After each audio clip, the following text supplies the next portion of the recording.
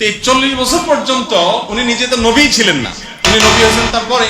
তাহলে 40 বছর পর্যন্ত নবী হওয়ার আগে তার ধর্ম কি ছিল?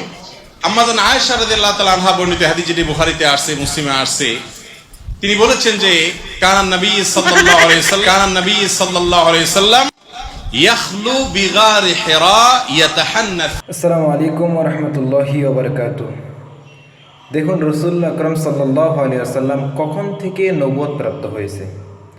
আমরা হাদিস শরীফটি যদি লক্ষ্য করি তাহলে দেখতে পাই যে وعن أبي هريرة رضي الله تعالى عنه قال قالوا يا رسول الله متى وجبت لك النبوة قال وآدم بين الروح والجسد رواه الترمذي।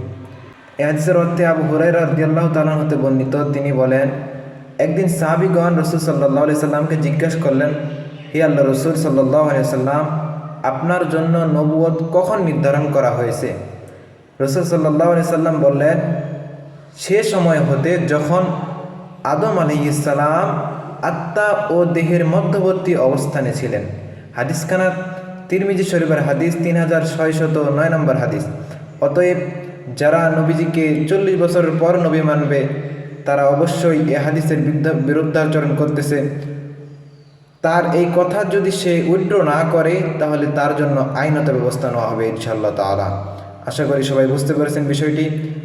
আল্লাহ তাআলা আমাদের সবাইকে সঠিক বুঝ দান করুক। আল্লাহুম্মা আমিন। ওয়া আখিরু দাওয়ানা আলহামদুলিল্লাহি রাব্বিল আলামিন। আসসালামু আলাইকুম ওয়া রাহমাতুল্লাহ।